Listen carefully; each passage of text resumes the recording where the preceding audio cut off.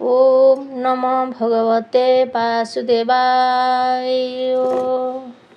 ऊर्णविंशधाय देवहूतिरुवाच भो नाथ प्रभु भगवान कहतु परमार्थ ज्ञान जे ज्ञान भक्त प्रकाशई अज्ञान तिमिरनाशई महत आदि से प्रमाण प्रकृति पुरुष लक्षण ଯଥା ସଂଖ୍ୟାରେ ଅଛି କହି ତୋ ଭକ୍ତି ମାର୍ଗ କୁ ଚିହ୍ନଇ ବିସ୍ତାରି କହ ପ୍ରଭୁ ମୋତେ ସଂଶୟ ନର ହଉ ମୋଚିତେ ବିସ୍ତାରି କହ ପ୍ରଭୁ ମୋତେ ସଂଶୟ ନର ମୋଚିତେ ମହାପ୍ରଭାବ ଯେ ଈଶ୍ୱର ସମସ୍ତ ଚିତ ରେ ଗୋଚର ଯେହେତୁ ଲୋଭୀ ପ୍ରାଣୀମାନେ କୁଶଳ ହୁଅନ୍ତି ତତ୍କ୍ଷଣେ ସଂସାରେ ମୋହ ଅନ୍ଧକାରେ ଦେହାଭିମାନୀ ଯେତେ ନରେ ନିଦ୍ରିତ ହୋଇ ସେ ଅଛନ୍ତି ଅଜ୍ଞାନେ କିଛି ନ ଜାଣନ୍ତି ତୋ ଜ୍ଞାନ ଦେଇ ନରହରି ବିନାଶ ଅଜ୍ଞାନ ତିମିରି ମୈତ୍ରେୟ ଉବାଚ ଶୁଣ ବିଦୁର ମନ ଦେଇ ମାତା ବଚନେ ଭାବଗ୍ରାହୀ କହନ୍ତି ଅମୃତ ବଚନ ଯେଣେ ସନ୍ତୋଷ ମାତା ମନ ଶ୍ରୀ ଭଗବାନ ଉବାଚ ଶୁଣ ଜନନୀ ସ୍ଥିର ମନେ ଯେ ଜ୍ଞାନ ଭକ୍ତିର ଲକ୍ଷଣେ ବହୁ ପ୍ରକାରେ ଭକ୍ତି ଯୋଗ ଜ୍ଞାନୀ ସାଧନ୍ତି ମୋକ୍ଷ ମାର୍ଗ ସ୍ୱଭାବେ ଗୁଣଯୁକ୍ତ ହୋଇ ନାନା ସଂକଳ୍ପ ମନେ ଧ୍ୟାଇ ସାତ୍ୱିକ ରାଜସ ତାମସ ଗୁଣ ପ୍ରଭାଏ ସେ ପ୍ରକାଶ ସାତ୍ୱିକ ରାଜସ ତାମସ ଗୁଣ ପ୍ରବାହେ ଯେ ପ୍ରକାଶ ଦମ୍ଭ ମତ୍ସର ଭାବ ବହି ପ୍ରାଣୀ ହିଂସାରେ ଯୁକ୍ତ ହୋଇ ପର ପରେ ଭେଦ ବୁଦ୍ଧି ତାମସ ଗୁଣେ ଯେ ପ୍ରସିଦ୍ଧି ଏ ଭାବେ ମୋତେ ଯେ ପୂଜଇ ତାମସ ଭକ୍ତି ତାକୁ କହି ଯଶ ଐଶ୍ୱର୍ଯ୍ୟ କଳ୍ପେ ମନେ ବିଷୟ ଧ୍ୟାନ ଅନୁକ୍ଷଣେ ଏ କର୍ମ ମୋତେ ଯେ ପୂଜଇ ରାଜସ ଭକ୍ତି ତାକୁ କହି ଈଶ୍ୱର ଅର୍ଥେ କର୍ମ କରେ ଧର୍ମ ମାର୍ଗରେ ଯେ ପ୍ରଚରେ ସର୍ବତ୍ର ଦେଖଇ ସମାନ ସାତ୍ୱିକ ଭକ୍ତି ତାକୁ ଜାଣ ଏହି ପ୍ରକାରେ ନବ ନବ ସାଧନ୍ତି କେବା ଗୁଣ ମାର୍ଗ ମୋହର ଗୁଣ କୀର୍ତ୍ତିମାନ ନୃତ୍ୟ ଯେ କରଇ ଶ୍ରବଣ ମୁହିଁ ଯେ ସର୍ବଗୁଣାଶ୍ରୟ ବିଚ୍ଛେଦେ ନାହିଁ କାହିଁ ମୋହ ହେମନ୍ତ ଭାବେ ସେ ଭାବଇ କର୍ମ ବନ୍ଧନୁ ମୋକ୍ଷ ହୋଇ ସମୁଦ୍ର ଯେହ୍ନେ ନଦୀ ଜଳ ମିଳି ହୁଅନ୍ତି ଏକ ମେଳ ସେ ରୂପେ ମୋର ଦେହେ ଲୀନ। ଭକ୍ତି ଭାବରେ ହନ୍ତି ଜନ। ଶୁଣ କହିବା ମନ ଦେଇ। ନିର୍ଗୁଣ ଭକ୍ତି ତାକୁ କହି। ନିଷ୍କାମ ମାର୍ଗେ ଆତ୍ମଜ୍ଞାନ। ସର୍ବତ୍ର ଦେଖଇ ସମାନ। ପୁରୁଷୋତ୍ତମ ଭାବେ ଭଜି। ପରମ ଆତ୍ମା ମନେ ହେଜି। ନିର୍ଗୁଣ ଭକ୍ତି ଏହା କହି। ଅପରେ ଶୁଣ ମନ ଦେଇ। ସାମୀପ୍ୟ ସାରୂପ୍ୟ ଏକତ୍ୱ। ସାଲୋକ୍ୟ ଐଶ୍ୱର୍ଯ୍ୟ ବ୍ୟକ୍ତ। ଏମାନେ ଯାହା ମୋତେ ଦିଅନ୍ତି। ଏଣେ ସନ୍ତୋଷ ନୋହେ ମତି।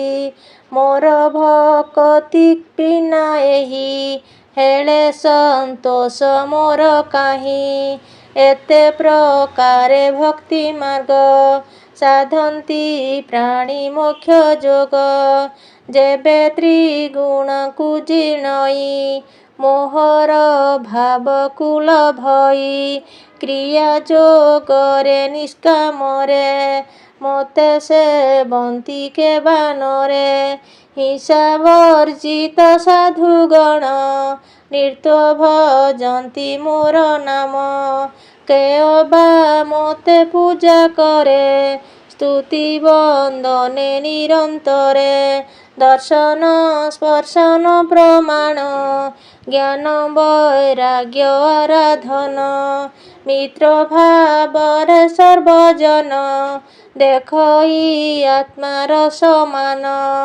ଯମ ନିୟମ ମାର୍ଗ ସିଧି। ବହୁ ପ୍ରକାରେ ମାନ୍ୟ ସାଧି। ବସଇ ଅନୁକମ୍ପା ହୋଇ। ମୋ ବିନୁ ଅନ୍ୟ ନ ଜାଣଇ। ମୋହର ଜ୍ଞାନ ସଂକୀର୍ତ୍ତନ। ଶ୍ରବଣେ ଆଧ୍ୟାତ୍ମ ଦର୍ଶନ। ଅଜର୍ବ ସାଧୁ ସଙ୍ଗ ପୁଣ। ଅହିଂସା ଧର୍ମ ପରାୟଣ। ଶୁଦ୍ଧ ନିର୍ମଳ ଭାବ ପୁଣ। ମୋହର ଧର୍ମ ଆଚରଣ। ମୋହର ଗୁଣ ଶୁଣି କର୍ଣ୍ଣେ। ଆନନ୍ଦ ହୁଅନ୍ତି ପ୍ରାଣୀମାନେ। ଯେମନ୍ତ ପବନର ବଳେ। ସୁଗନ୍ଧ ଦୁର୍ଗନ୍ଧ ପ୍ରସରେ। ସେ ରୂପେ ଆତ୍ମା ଅବିକାର। ଏ ରୂପେ ଦେଖିବ ଧ୍ୟାନର। ମୁଁ ସର୍ବଭୂତର ଈଶ୍ୱର। ଆତ୍ମା ସମ୍ପୂର୍ଣ୍ଣରେ ଗୋଚର। ଏମନ୍ତ ଭାବ ମୋର ଛାଡ଼ି। ଯେ ପୂଜେ ଅନ୍ୟ ଲାଭେ ବଢ଼ି।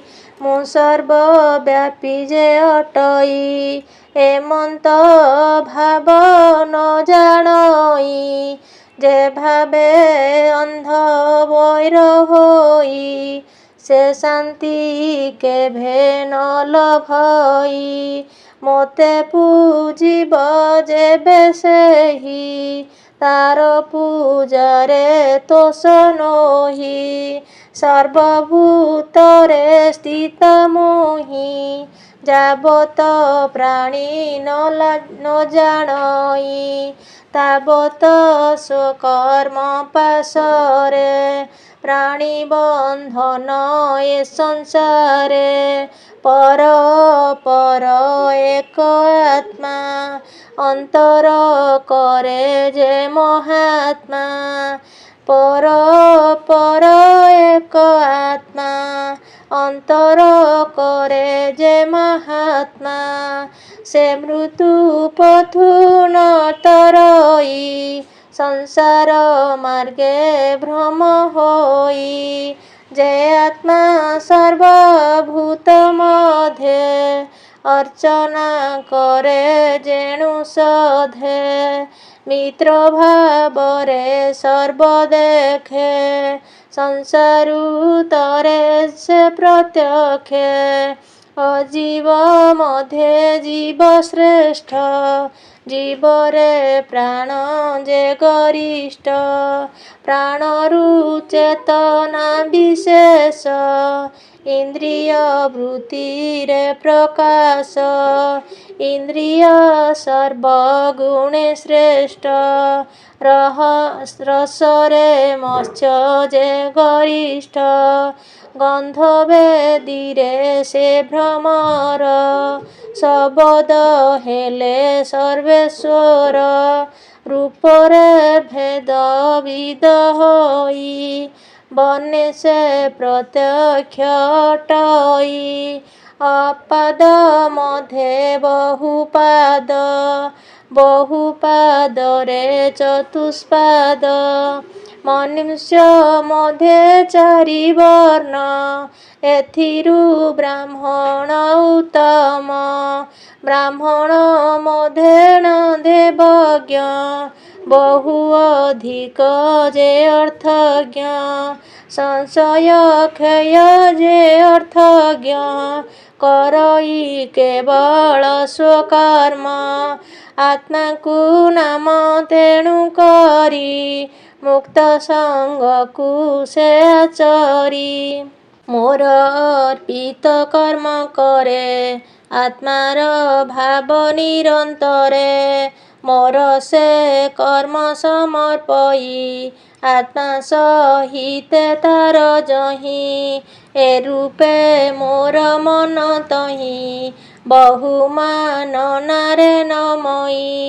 ଏମନ୍ତ ଭାବେ ଯେ ଭଜଇ ତାରୁ ଦେବି ଯେ ଭାବଗ୍ରାହୀ ଆନନ୍ଦେ ଦର୍ଶନ ଦିଅନ୍ତି ମୋକ୍ଷ ପଦରେ ଅଧିପତି ଭକ୍ତି ଯୋଗରେ ମୋତେ ଧାଇ ଯେ ମୋତେ ହୃଦୟରେ ଦେଖଇ ପରମ ବ୍ରହ୍ମଙ୍କୁ ଲଭଇ ଏଣୁ ଏକାଗ୍ର ଭାବେ ଧାଇ ଏ ଯେ ପରମ ବ୍ରହ୍ମ ସାର ପ୍ରଧାନ ପୁରୁଷଙ୍କ ବର ତାର ଉପରେ କହେ ନାହିଁ ସୃଷ୍ଟିର ଆଦି ଅନ୍ତ ସେହି ତାର ପୀରତି ସେ ଦଇବ ସର୍ଜଇ କର୍ମର ସ୍ୱଭାବ ନାନା ପ୍ରକାରେ ରୂପ ଭେଦ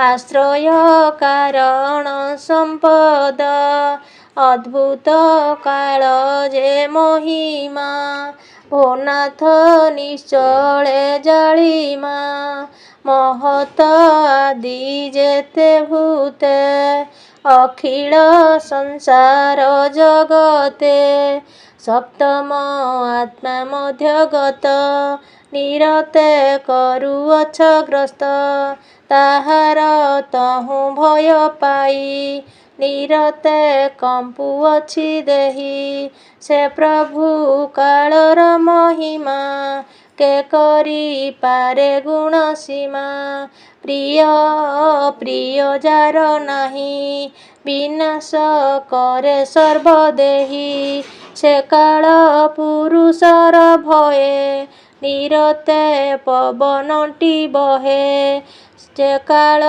ଭୟେ ସୂର୍ଯ୍ୟ ତାପେ ଭ୍ରମେ ବ୍ରହ୍ମାଣ୍ଡ ମଧ୍ୟଗତେ ଯାହାର ଭୟେ ମେଘ ଗଣ ବୃଷ୍ଟି କରନ୍ତି ଅନୁକ୍ଷଣ ଯାହାର ଭୟେ ବୃକ୍ଷ ଗଣ ଲତା ଔଷଧ ଶସ୍ୟମାନ ଯଥା କାଳରେ ପୁଷ୍ପ ଫଳ ଫଳନ୍ତି ଫୁଟନ୍ତି ନିର୍ମଳ ଯାହାର ଭୟେ ନଦୀଗଣ ସବୁ ଅଛନ୍ତି ଅନୁକ୍ଷଣ ଉଦଧି ଯାହାର ଭୟରେ ଅଦ୍ୟାପି କେବେ ନ ଉଛୁଳେ ଅଗ୍ନି ଯାହାର ଭୟେ ପୂର୍ଣ୍ଣ ସମସ୍ତ କରଇ ଦହନ ଯାହାର ଭୟେ ଗିରିବର ଭୂମିରେ ହେଉଛି ନିଶ୍ଚଳ ଯାହାର ଆଜ୍ଞା ପରମାଣେ ଆକାଶ ଭୟ କରି ମନେ ସ୍ୱଦେହ ବିସ୍ତାର ସେ କଲା ସପ୍ତ ଲୋକଙ୍କୁ ଠାବ ଦେଲା ବ୍ରହ୍ମାଦି ଯେତେ ଦେବଗଣ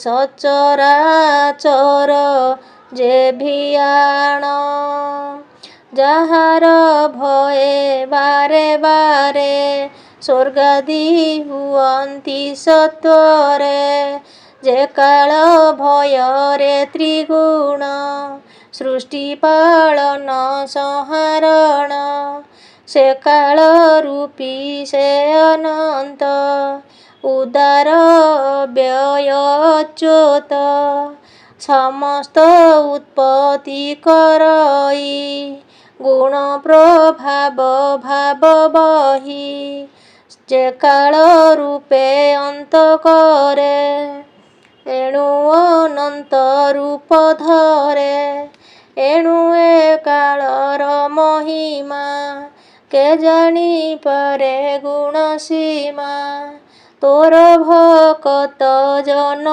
ଜହିଁ କାଳର ଅଧିକାର ନାହିଁ ସୁଜନେ ଏଣେ କରମତି ତୁଟିବ ସଂସାର ଦୁର୍ଗତି ଏ ମାତା ପୁତ୍ରଙ୍କ ସମ୍ବାଦ ଶୁଣନ୍ତେ ନ ଲାଗେ ପ୍ରମାଦ କହିବି ଜଗନ୍ନାଥ ତୃତୀୟ ସ୍କନ୍ଧେ ଭାଗବତ ଇତି ଶ୍ରୀମଦ୍ଭାଗବତେ ମହାପୁରାଣେ ପାରମହଂସ୍ୟା ସଂହିତାୟା 82 ତୃତୀୟ ସ୍କନ୍ଧେ ମାତା ପୁତ୍ର ସମ୍ବାଦେ ନାମ 29 ଅଧ୍ୟାୟ।